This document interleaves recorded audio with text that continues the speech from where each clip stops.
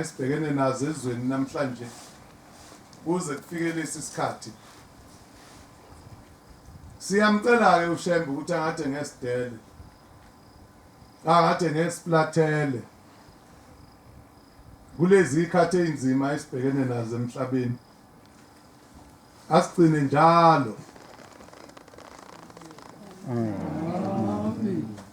Akukhumbule nobuNazaretha. Eyimene einzima okubhekene nazo. Eyikhathini zokuphila kwethu namhlanje.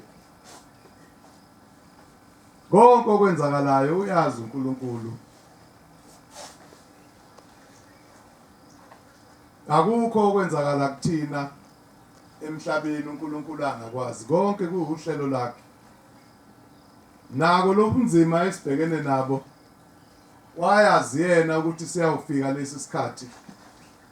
Uyazi futhi yena ukuthi sizawudlula nini. Thina okwethu ukuyidela siyilahle kuNkulunkulu sivume ukuthi sonile. Sicele asikhumbule asithethelele njengabantwana bakhe ngazo zonke izikhathi. Sesifika esabatheni thina ngokubuntwana esitshela ukuthi umhlangano usuyavala. Siyacela ke kuShembe ukuthi nakuye ezulwini kube njalo. Kungabi okwethu ukucabanga nokwenza nokusho. Kepha kuvume yena ukuba umhlangano wakho ingcwele uvala. Bese kuthi konke uNkulunkulu asivumelile. Wasipha amandla sakwenza. Kusuka ungena umhlangano kuze kube ikusasa. Kugcine kube yiphunga elihle. Kufike ezulwini kwamukeleke. Amagama ethu sonke ngamunye ngamunye awalobe encwadini yakhe imfihle yaziwa uyena. Bese sipha amandla. Njoba unyaka usuqalile nje. Asiphe amandla. Ohambeni eSaul hamba. Lo msebenzi wakhe. Asihole ngeyikhathi zonke ahambe phambili. Sithi masihambisa izwi lakhe kube uyena ozawuhamba phambili ngazo zonke izikhathi. Naseyindleleni esakuhamba kuzona nje obunyaka uqala nje kuze kube sizobuya phakathi kwalomuzi. Silondolozwa uyena njalo. Nasemakhaya yenu ahlale nani anivikele nabantwana benu ngezikhathi zonke. Indaba amaNazaretha enkulu esibhekene nayo emhlabeni isikhathini sanamhlanje ukulondoloza nokugcina umsebenzi kaNkulunkulu kaShembe ngazo zonke izikhathi. Ufanelekile phambi kwakhe. Ukuthaka bethu nokwehluleka kwethu singakwenzi ihawu lokuhluleka ukugcina imithetho nezinkambo uNkulunkulu asimisela zona. Ukukholwa amaNazaretha asikwazi. Ukukholwa kuyasehlula. Ukukholwa kuyinto enzima.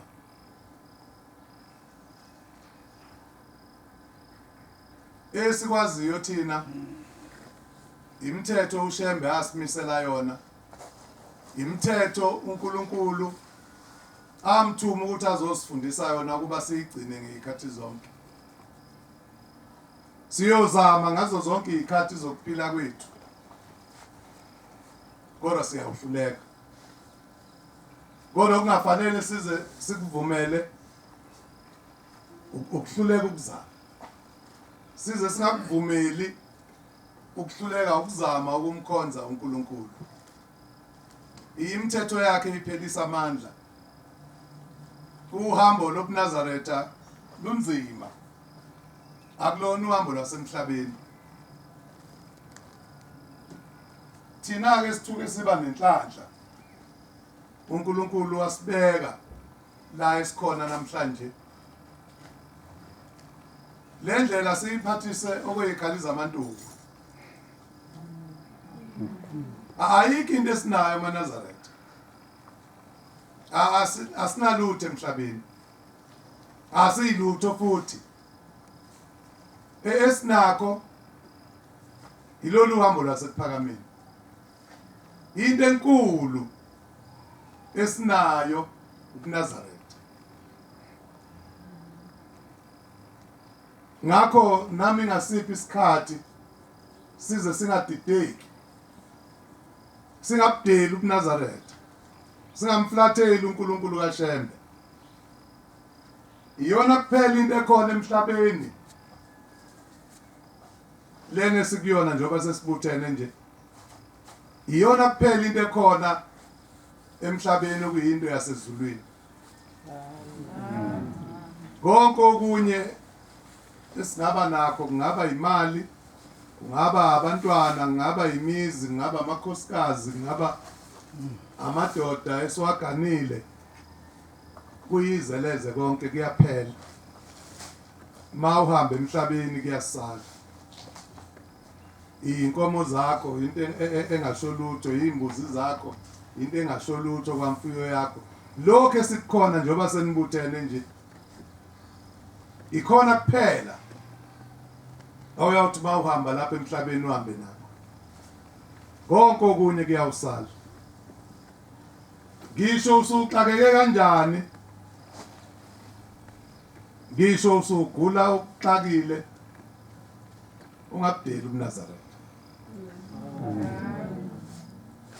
Ayikho enye into enkulu njengoba sihleli lapha sonke nje esiyobuye sibe nayo emhlabeni ukudlula uNazaretha. Isabelo lesi uNkulunkulu asikhumbula ngaso wase sithumelela uShembe ukuba azosibuyisela endleleni okuzawuthi masihamba emhlabeni bese sifika kuyena. Iyona nto kuphela into nayo uthi mawuyenzile kubhalwe ezulwini. Othi mawenze kahle uthola isibusiso. Othi mawenze kabi egameni lakho libhalwe icala. Hayi emhlabeni ungadidiswa yithina mawusizwa sithetha. Thina sisuke sizama ukukuvuselela. Kodwa okuhle nokubo okwenzayo kuyabhalwa encwadini yakho.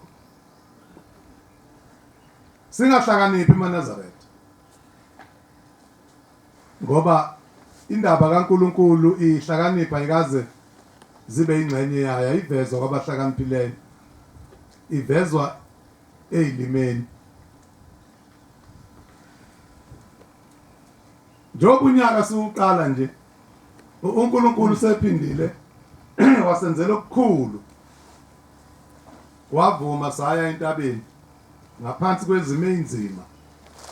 Safike sambika usizi esibhekene nalo ezweni. Safike samangala ukuthi kanti eNazaretha kuyoba njena kuze kube yinini inkosi sikhumbule. Wasethembisa. Ngisho njalo kubantu ngithi ayikho mina into enginayo emhlabeni ngaphandle kwaloku Nazaretha. Ayikho futhi into ubaba noma ubaba mkhulu angishiyela yona. Wangishiyela lokhu kuhamba lokhu. Akuzange kube khona mali. Akuzange kube khona lutho. Kwaba abantu ababili abathathu. Okwakusathiwa ngaleyo sikhathi ibandla laseNhlangakazi.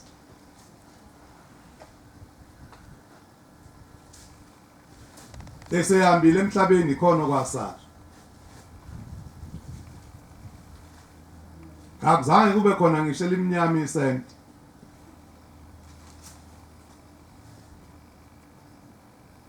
Bayazika ababekhona ukuthi kwakunzima kanjani ngalezo ikhathi. Kwakungelula.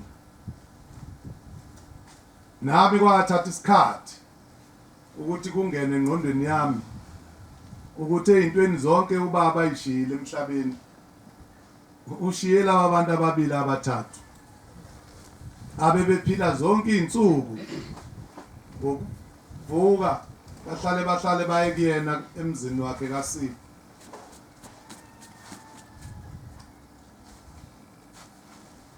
Okwakungelula isimo sinzima. Kodwa ekugcineni ngokumesaba umzali, ngokumesaba uNkulunkulu nokuqonda ukuthi labantu okuthiwa amaNazaretha abantu bakaShembe, abantu bakaNkulunkulu, wagcina umuntu evumile ukushiya yonke into phansi. Wazovuselela le ndlela enani ihamba nobaba eyayingafikile la esasilindele ukuthi izawufika khona. Wabuya umuntu wazohlala phansi. Abaningi babona ngathi umuntu uyagula ekhanda. Kwadingeka bayazi abaningi ngangumuntu owayeyisebenza. Futhi sengiqala ukuphumelela emsebenzini ekuyisebenzeni. Senginenkampani yamabhasi namanje isekhona. Kwadingeka ukuthi ngidayise ukuyizabelo zami kuyona zobunikazi. Ngilungiselela ukuthi ngizawuthatha labantu ababili abathathu ngingazi nokuthi ngizobabhekisa aphi. Kodwa ngokwazi ukuthi abantu bakaShembe ngazi ukuthi uyena ozawubona. Namhlanje nikhona nibaningi. Niyaziwa emhlabeni. Ngalezo sikhathi nanaziwa njengabantu bakaNkosana ababehlale baye kuyena kaSipho emzini wakhe. Namhlanje niyayihamba imihlangano eyingcwele. Namhlanje ninegama inibizwa ngalo ukuthi nisemzini othile kaShembe. Ngiyengithanda ukuthi maNazaretha kuthi noma seseneme noma sesikhala sihluphekile, kodwa simbone uNkulunkulu okhona phakathi kwethu. Simbone uNkulunkulu kaShembe okhona phakathi kwethu, ongakaze wasishiya uselokhu abakhona kusuka ekudabukeni kwethu. Ngiqonda indaba eyodwa maNazaretha ukuthi lokho eniyikhona nikuthanda. Lokho eniyikhona kube yigugu kunina. Niphelele kuShembe. Nazi ukuthi ngaphandle kwalokho anilutho. Ngaphandle kwalokho Nazaretha anilutho. Ningakhohliswa abantu. Ngikhulumele uNtshumayelo ngesabathe elidlule eyakhulunywa ubabamkhulu emzini wasePhakameni. Ethi ningavumi ukukhohliswa ngoShembe. Ningavumi ukukhohliswa ngoNazaretha. Angazi ngiyikhulume lento ngike ngabuza ngesabathe elidlule, mhlawumbe ke mayikhona indlela ngisabuza namanje. Ngiyengezwe kahle. Mhlawumbe phela asiboni ngokufana. Khona into engiyengayizwa kahle uma ngizwa kuthiwa kukhona umuntu oprofessor noma oyisazi noma ofunde kakhulu noma udokotela ochaza ngoShembe. Angazi noma isikhwele noma yini, angazi ngiyoxoxa. Kodwa ngiyengezwe kahle. Ngiyafisa owaziyo okezwe mechaza. Ekeza azongitshela uma bechaza ke ngizongitshela hayi usuke echaza ukuthi nokuthi. Mhlawumbe nami ngiyoqala kube khona engikuqondayo. Ngoba mina ngikhule ngazi ukuthi akekho umuntu owazi ngoShembe. Akekho futhi owazi ngoNazaretha. uNkulunkulu benoShembe kuphela abaziyo. Angazi mhlawumbe uyechaza ukuthi nigqokelani ingubo ezimhlophe, angazi basuke bechazana. Mina ngazi ukuthi uShembe wathi nigqokeleni ingubo ezimhlophe. Angazi ukuthi wathi nihlayeleni phansi njengoba nihleli nje uma seningene esontweni. angazi ukuthi enhlakazi wathi niyeleni angazi ke makungathiwa khona ozochaza ngohambo lamaNazaretha mayisuke enhlakazi ukuthi ngabe uchazani ngoba indaba kaShembe indida sizokushiwo njalo manje mase bekhona bayaziyo isiyekileni ukuba indida ngoba phela ilento engeke ngichaza ukuya esikoleni ufunda ugogode kulowo mkhakha ufundele awufundi ngoNkulunkulu usungafundi ngoShembe usungafundi ngoNkulunkulu ufunda ngaleyo nto oyiyele esikoleni iqala indaba ukonakala mase kunjalo maNazaretha mase sizohlangana njengoba sikhona nje mase singaphuma sihlale phansi ntambama sithi ake sihlaziye lento esiyenzayo ukuhlubuka lo ngabe sesiqala ukuhlubuka ngoba sogcina sesibuza ukuthi wayesho lana uShembe ukuthi asiqhubeke sigcine indaba yesabatha amabandla amaningi esalahla isabatha niba nesikhwele nokuNazaretha maNazaretha nibe nesikhwele noNkulunkulu wenu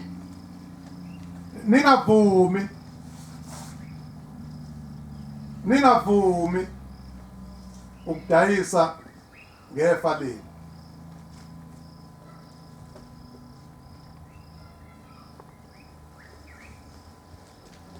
konke thina esikwenzayo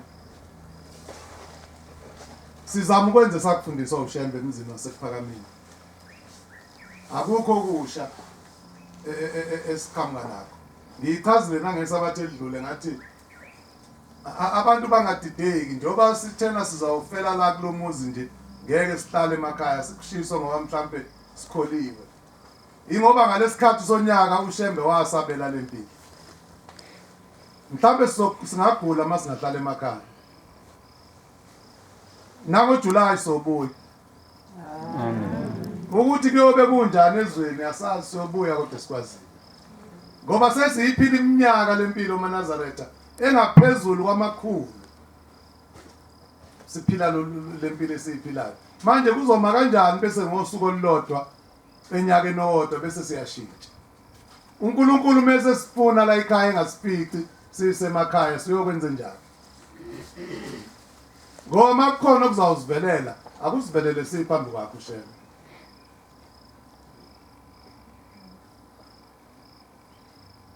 kuphela kulezi meyikhona njengoba sesingenile nje kulomuzi asiwenze u1 no2 no3 okuthi uyenziwa ukuze niphile namhlanje nje baningi abafikile ebesingenabo phakathi kwalomuzi phakathi nesonto uma kuthiwa ikhona ingozi esingase sibe kuyona yokungenwa yilomkhuhlane sesingathelelwa yinini enifikile ngoba thina besiphephile phakathi komzi kaShembe lokhu sahlala mhla ka1 kuze kube namhlanje isiqiniseko sokuthi siphephile sikhona ithina siwufakazi ukuze ingabi khona leyo ngozi ke njengoba sebefikile abanyoza bethe kade bengekho qikelelani ke nonke nani nine besinani ukuthi u1 no2 no3 niyawenza nize niwenzisise ukuze kungabi khona ingozi ngoba thina sivikelekile phakathi kwalomuzi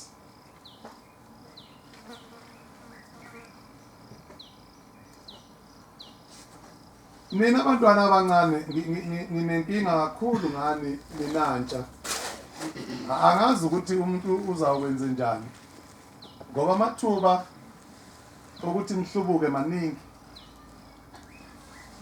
into eseduze kakhulu nani ukuhlubuka uShembe ukuhlubuka kuNazaretha osekuyoba ukufa kwenu manje angazi kuzawukwenziwa njani ukuthi umuntu uzawuvikela kanjani ngoba ingozi ungathi abazali abayiboni ingozi ibonwa yimina kuphela abazali benu abayiboni ingozi enibhekene nayo insuku zonke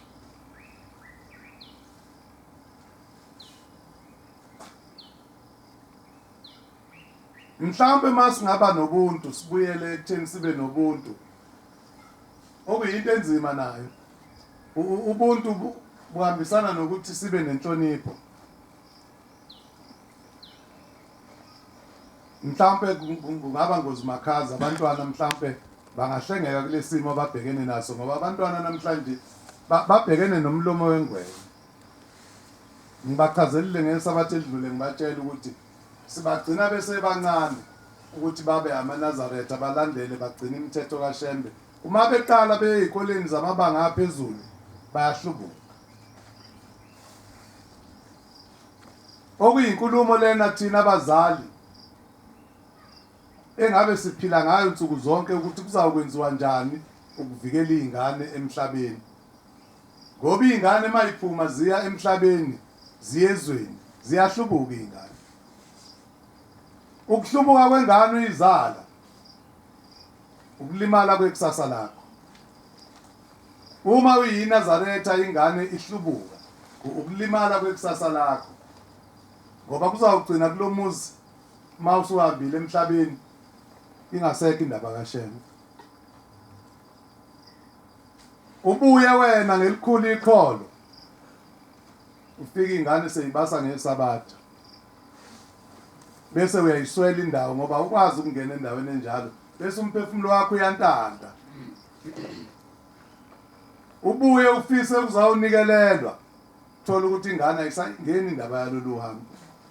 Angazi baNazaretha nina njoba niyabazali nje ukuthi nizoqala nini nihlale phansi niyikhulume lento ukuthi kuzokwenziwa kanjani. Na umsebenzi kaNkulunkulu usengcupheni kuzakwenziwa kanjani ukuvikela ubuNazaretha.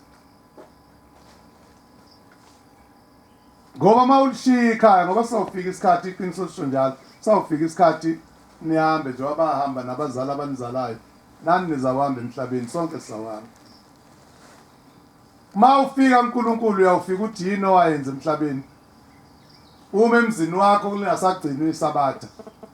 Uma u14 ungasekho ubuNazaretha bungasekho emzini wakho uyawufika uthini uNkulunkulu kaShembe. Zihlupheni maNazaretha. Nibambe nibambisise nifundise abantwana. Kube yiyona into ezawuba emlonyeni yeni ikhathe eziningi ukululeka abantwana ngobuNazaretha. Bangabuthathi kalula kukhona nje ukusonta lokho. Akuyona inkolo efana nezinye. Kepha iyona inkolo uNkulunkulu ayimisa. Uma iphele emhlabeni kuyawubuzwa thina. Namanje sinecala lalokwehlukana kwethu. Esawuthi masifika kuShembe siliphendule ukuthi kwenzakalani emzini wasePhakameni. maNazaretha angazi uNkulunkulu akanikhumbule. Niyathanda umlandela. Kodwa inhliziyo zenu zimavangavanga. Inhliziyo zenu zimavangavanga. Ekuseni kuhlala lokho enhlizweni yakho okungahlanganisela lutho noNkulunkulu. Makuphume emini kungena okunye ntambama kungena okunye ebusuku kungena okunye igcine incane indaba kaNkulunkulu ekhona phakathi kwakho nenhliziyo yakho.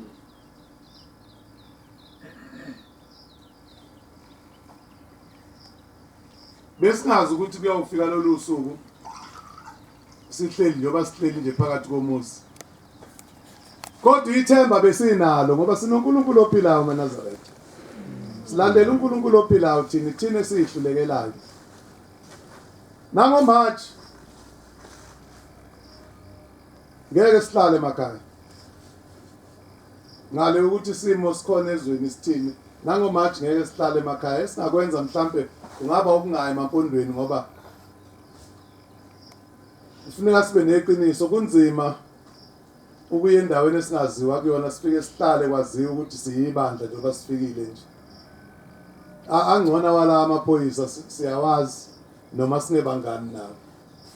Ukusuka lana ukuyongena kwethu kuloya muzi. Kuyaziwa ukuthi sisuke size ngani khona. Amathuba ukuthi ke siphazamiseke aphindaphindeke kaningi. Kodwa ke angazi kukhona abaphathi benu. Khona abaphathi benu noma ngeke ngabona isikhathi esiningi beyithele ngabandayo indaba kaNkulunkulu kuyonto ekugcina kubona. Angaze nje ngizwe bethi bahlangene bazokhuluma ngendaba kaJuly njengoba kuseyimanje bazoba nomhlangano bakhulume ngomhlangano wasemampondweni bazokhuluma ngoApril cha fayile uzubabuza ukuthi akwenziwe nithini ngokuthi yiyo lento engiyikhuluma uMnazaretha ukuthi liyashona ilanga empilweni zethu asibeke phambili indaba kaShembe alingapheli isonto singakhulumanga ngoMnazaretha nezimo neinselelo esibhekene nazo alingapheli isonto siyabefundisi siyabaphathi siyabagcotshwa singazange sibuza nti hayibo njengoba kunjena nje indaba kaNkuluNkulu imi kanjani angazi uzongena nini lomoya ngoba ngesikhathi wenza njalo uNkulunkulu uhlala eseduze nawe uNkulunkulu uyamthanda umuntu omthandayo uNkulunkulu uyamthanda umuntu othanda uMnazaretha uma uyihlupha ngendaba kaShembe nawe uyayihlupha ngawe msana uMnazaretha ukufuna ukulahlwa msana ukufuna ukulahlwa isidingo singekho namathelani kuloku uMnazaretha namathelani kuShembe ngoba mawuphuma lana ugoduka uye ekhaya uShembe uhamba nawe uma uphuma ekhaya emsebenzini uma uyiNazaretha uNkulunkulu kaShembe uhamba nawe uma uye esikoleni uNkulunkulu kaShembe uhamba nawe uma uhlele ekhaya uShembe uhlala nawe zonke indawo ngezikhathi zonke uba khona ngakho ke angabe imncane olimini lwethu uma niyintsha zihlupheni ninantsha ukuthi uma nikhuluma nikhuluma indaba kaShembe ningagcini ngokukhulumeze indaba nezinto enizifisayo nenizithandayo nibuze ukuthi kodwa njengoba thina namhlanje sibhekene nezinselelo ezingaka eMnazaretheni nje njengentsha yini esingayenza kanjalo uNkulunkulu uyohlala eseduze ungahlala ukhunjuzwa njalo uyiNazaretha kodwa uhlala ukhunjuzwa njalo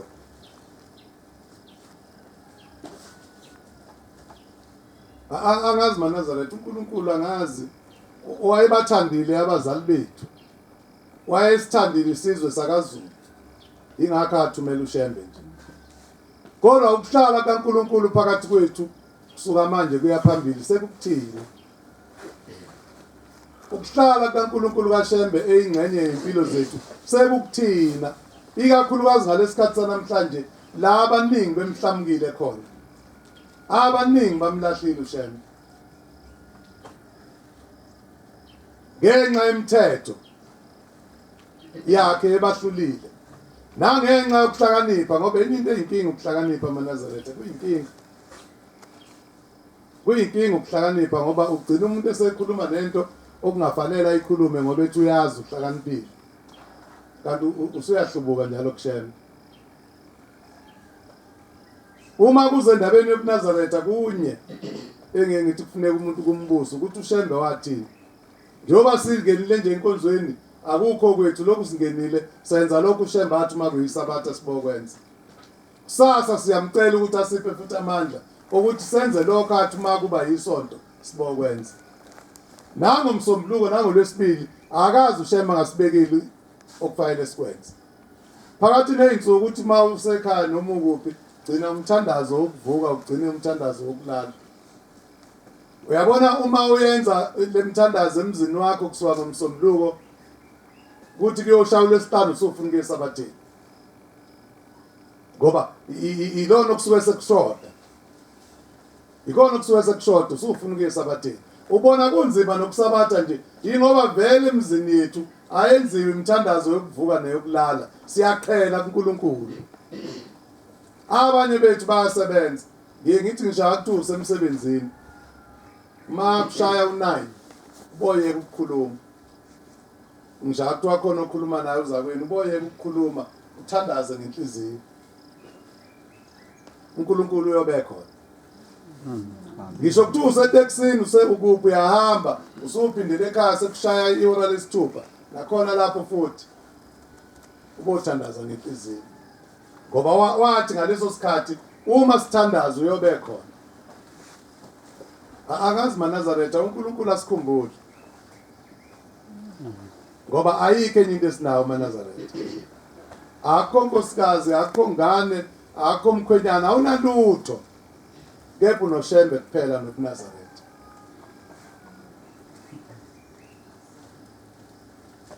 Njengoba unyaka uqala nje ithemba lethu linye kulezimo esibhekene nazo ezweni, ithemba lethu uNkulunkulu kuphela. Yebo sizozenza izinto abafundile ososayensi abathi asizenze, kodwa ekugcineni uNkulunkulu yena uzawuphelelisa ukuvikeleka kwethu. Asiyekile eNazaretha, silindele ukuthi uNkulunkulu abuyele kuthina, ubuNazaretha bube kude. Kuphela indlela nayo kwenye into ehlupha abantu. Angazi umuntu uzothini. Khona imibuzo abayibuzayo abantu uma bekhuluma ungekho umoya kaShembe kulowo muntu. Athi kuyokwenzeka kanjani kodwa uma ucabanga wena. Njengoba ubona nje kunjena manje ubuNazaretha ngaphinde kanjani kube kude. Akukhona okwethu ukuthi kuyokwenzeka kanjani. Okomnikazibo wathi kuyothi sekwenzeke konke ubuNazaretha kuyovuka. Okwakho ukuthi kuyokwenzeka kanjani thina siyobona sekwenzeka. Bese twayishila uNkulunkulu ukuthi kuyakwenzeka. Kodwa abaningi namhlanje bafuna ukwazi ukuthi kahleke siyayizwa lento oyishoyo. Uma ucabanga wena njengoba kunjena nje iyophela kodwa lento kuyokwenzeka kanjani. Asebemhlubukile uShembe bakhuluma kanjalo. Nawe uma ubuzwa umuntu ohlubukile uye ube nawe usuyahlubuka uthi cha nami uqinisile angisaboni kahle. Elikabani izodwa usaboni kahle. Obukabani lobuNazaretha ongasaboni ukuthi buyobuye ebuhlangane. Ongaboni ukuthi buyovuka. Phumani maNazaretha ezintweni ezizokwenza uNkulunkulu abe nibe isinengiso kuyena. Nakani nini into eyodwa kuphela ukuthi ngosikhathi esithile ngosuku oluthile uNkulunkulu wathi senze kanje. Ngosuku oluthile isikhathi esithile senze kanje. Okuningi sikuyekele kuyena. Ngoba uma singabuzana manje ukuthi ukhona yini owayazi kuthina umakhamba umakhula kancane emhlabeni ukuthi namhlanje siyobe siphakathi kwalomusi. Ukhona yini owayazi phakathi kwethu nini nase nikhona. Ukhona owayazi ukuthi ngalesikhathi sonyaka njoba inkosi yasishiya nje kulesa simo esikusona sasiyobe sesiphakathi kwalomusi. Iqiniso lithi akekho. Akunjalo. Manje sesizokwazi kanjani ukuthi kusasa kuzokwenzakalani? Njengoba sihleli nje sesizokwazi kanjani ukuthi kusasa eNazaretheni kuzakwenzakalani? Asikuyeke kaNkulunkulu sikushiyele kuyena senze okwethu. Ngoba nayo le nkulumo lena uShembe ayikhuluma ephakameni. Akazange athi ngoba kukhona asikweleta khona. uShembe ukhulume ngokuzosala kwenzeka emva oba uNkulunkulu esemkhombisile ukuthi Shembe lalela nangu 1 nangu 2 nangu 3 uyabona labantu ohleli nabo sebenje abantu mase benje ngiye ngenze kanje sizokwenza kanje nake kuzokwenzeka kanje Shembe uma uhamba emhlabeni izawuhlakazeka lento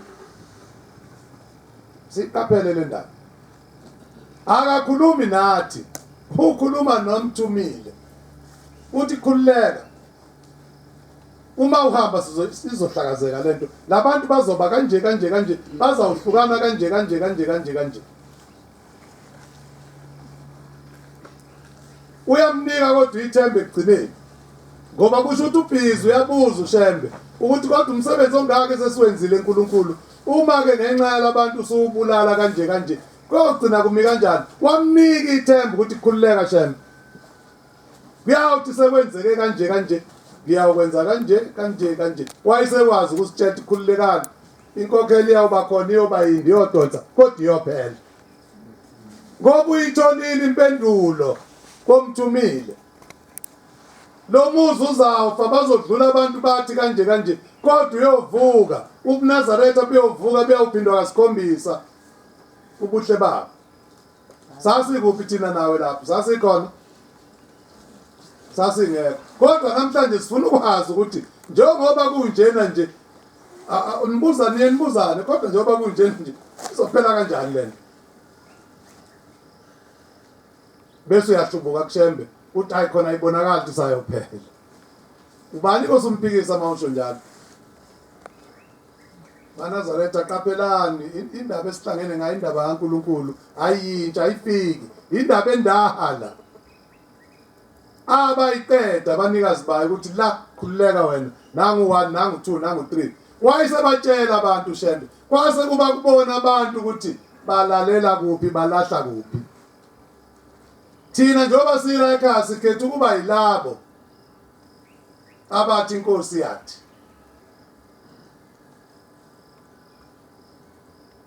Sikhetha ukuba yilabo okungapheleli okwabo ngoba okwethu akupheleli ngoba silinde yena ukuthi abuye enze lokho athi uyakwenza. Abaningi bayibuka lento bathi ngeke simele lento ayishoyo. Ayikho lento yakhe nje esimele. Sibanibani asambi. Nabanye uthi sibanibani asambi saqhutha indlela. Iyaphumelela ke into yabantu. yaNkulunkulu ayivamisile ukuphumelela, ithatha isikhathi. Eyabantu iyaphumelela ngoba into yabantu incike ezintweni ezimbili. Incike ekutheni bangaki. Manje na u10 bese kuthiwa okay, kufuneka imoto ezawuthwala abantu. Indoda ikhandele indoda imali engaka iphume bese kuyenzeka. Iphume imali bese kuyenzeka. Bese abantu kuze bayithanda into babuza ukuthi bangaki. Bese kuthiwa abaningi kuthiwa akunazo iyo le. Nomunye athi ubani lokhulumayo uphuma phakathi uphuma kulabo ababili. Hayi ayikho indaba yalapha. Mina bengithi athi ngitshela ngalabo abaningi hamba umuntu ayongena khona. Basale babe imbijana abazoma ngaNkulunkulu. Namhlanje iqiniso namhlanje niyakhala. Nithi akuthandazela ukuthi kuphele lesifo esinibulalayo. Nitshela ukuthi uma siphela nizobuya futhi niphile kahle, impilo zenu ibuyele esimeni sazo. Kodwa iqiniso lithi niphikisana noNkulunkulu. Iqiniso elimsulwa nelihlabayo lithi niphikisana noNkulunkulu ngoba njengoba kunjena nje ingoba niyashaya.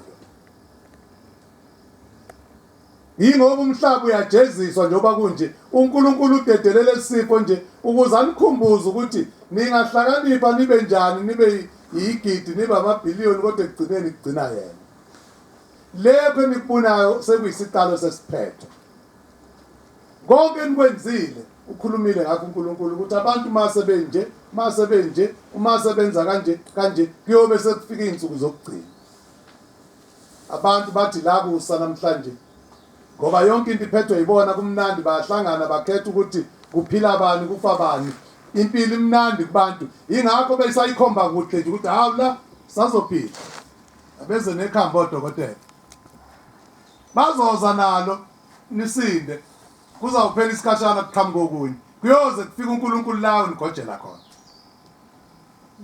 Iqiniso lelo nje kuyoze isiphetho sifike. Akhuluma ngaso ukuthi kuyobe sekusondela izinsuku zokugcina. Uyathanda uthandi sekuyisi isiqalo seinsuku zokugcina lesi. Abafundile bazohlala bakuphikise bathi into engeke iziyenzeke kodwa kuyokwenzeka. Manje Manazaretha iyodwa thina into esiyicelayo uNkulunkulu kaShem. Njengoba silana nje sibulawa lesifo ingenxa yamaqala ethu nezono zethu. Kodwa ke sizocela ukuthi ngokuyisola ngokuzoyilahla phambi kwakhe njengoba sizothandaza nje sizocela sikhumbula sisindise. Ngoba uNkulunkulu akamlahli umuntu oyisolayo. uNkulunkulu akamlahli umuntu oyidelayo eze kuyena azozehlisa. Akamlahli nje akuthiwa wone kanjani. Ilokho ke sizokwenza. Ekugcineni asiphiki sekufika khona emaphethelweni. Okuyofuneka sikucele sikuthandazele ukuthi kube yithina oNoah. Balesikhathi sanamhlanje emhlabeni. Ushemba abusebenzisa uNazaretha ukuthi kube yibona uNkulunkulu ayovikela ngabo umhlaba. Kube yibona uNazaretha la kuyosindiswa khona umhlaba ebhubheni. Ngoba vele ngisho angavuma athi kuyoba njalo. Ngeke abaningi sibasindise ngoba bothi mabeza ukuthi eManazaretheni sekukhulunywa ilimo lithile ukuthi kuzakwenzeka nokuthi bathi awukade lawo bantu baqala ukudala. Njengoba basho nakuNoah methi uNkulunkulu uthi kuzoba kanje bathi awu nangu umfana kaSibanibani udle inhlobo newayini namhlanje. Niyayizwa into ayishoyo. uNkulunkulu ngokwazi ukuthi umuntu ubuya abe nesihawu wakwenza konke uNowathi akwenze waqoqa ilwane yonke into uthe sekufakile emkhunjini wayesempucukhiye wawudukisa wawufihla the uzamthola usufika sebebhubha base begijima beyofuna ukungena kuwona umkhulu wasa abaqalaza ukhiye uNowa usekho ukhiye akasaboni abagugula amanzi ngoba wayazi uNkulunkulu ukuthi uma uNowa engawuthola ukhiye uzobavulela abantu bengafuni ukumlalela izolo bese beyasina ile nto thina wethu umthandazo maNazaretha okufuna amanje namhlanje siwuthandaza ukuthi ke uNkulunkulu mase sekuyiso leso sikhathi owabikezela ngaso siyacela uphinde usikhethe thina maNazaretha siyacela uphinde usikhethe okwesibili ngoba wasikhethe ekuqaleni sakuhlamuka wasikhetha usithumela uShembe sakuhlubuka ekugcineni vela kadeli ukuyakha lento uNkulunkulu usho njalo Shembe wayengaqala ukufika njengoba ifika kulelizwe lakaZulu kade ayifike yakha lento kaNkulunkulu ayakha yakhe emazweni ahlukene ayishiye ethi silungile bayishiye isalife namanje ke sekufuneka siqale siyilahle sithandaza umthandazo weqiniso phambi kaNkulunkulu ukuthi uma sekufika leso sikhathi uze usikhethe uNkulunkulu uze usikhethe ukuthi sibe ingxenye yalabo abayosinda hayi lokuqila okukhulunywa umhlaba wonke namhlanje ukuthi ngeke uNkulunkulu usilahlile sinamasho sinamabhada sithandaza idlule lento izodlula ngesikhathi sikaNkulunkulu ngeke idlule ngesikhathi somuntu izodlula yona kodwa ngesikhathi sikaNkulunkulu ngoba mawuthi ulalela laba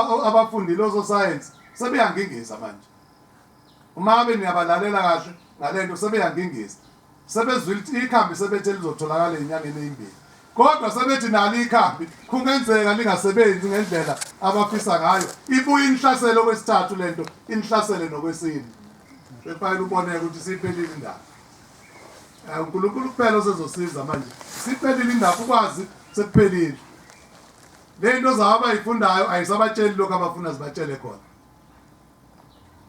sebekhuluma esithathu neyesine manje nokuyixaka ukuthi ke mase nigonyiwe ke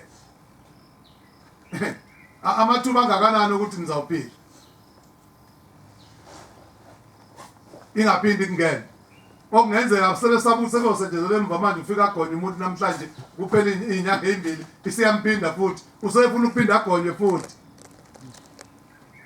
kodwa ke angimthusi nginitshela nje iqiniso likhona thina konke lokho kufuneka sikulalele kungene ngapha kuphume ngapha sinama election phela singayixaki kufuneka sikulalele bakushoyo sikulandele kodwa ubuye ubone la kufanele uphume khona bese unamathela kuNkulunkulu wakho ukuthi hayi sengiyayehla lenqola yabantu basemhlabeni uNkulunkulu kaShembe nakho la ngikhona mina sidalwa sakho ngikhumbule ungihlenge kulesikhathi engikusona ungabaphikisi hambisana nabo kodwa wazi la kufanele wena uphinde namathele khona kuNkulunkulu ngoba mawuzolandela bona kakhulu indaba kaNkulunkulu uzoyiyeka wenze labo 1 2 3 babo ushayile isikhathi baxakeke bakuqhubezele phambili ingakho wena phayile ngawo sonke isikhathi manje uphelele kuNkulunkulu kaShembe ingakho ngithi kunina namhlanje ninenhlanhla ngoba ninento enkulu nina phakathi kwenu nina Shembe bambelelani kuyena ningayeki nibambelele nangeinzipho ningaqheli ningathambisi ningayeki ngoba nenze njalo nizawuphila maNazaretha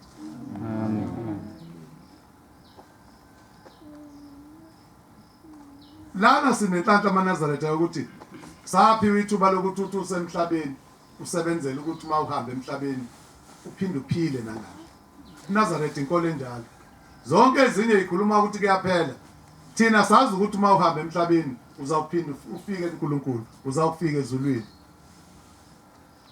bonke abahambe esamba nabo ekupheleni kweindlela zabo bayofika kuShembe bonke abahambe esamba nabo lolu hambo ekupheleni kweinsuku zabo abahambe bekulomuzi bayofika kuShembe into evimba umuntu amacala akhe nezono zakhe kodwa nawe esathenjisa ukuthi thina ngeke sisaye esogweni thina maNazaretha sesiyoya ejele lasekuphakameni okusho ukuthi izono zakho seziyogweba iminyaka ibe mithathu ibe mine uphume egcinene ejele uye kuShembe amen kodwa manazaletha intanzi isiqiniseko ukuthi ayenza wona kube ukuthi acele kushembe ukuthi cha vula isoko. Hayi musukusivala isoko thina sifuna ukuya esokweni.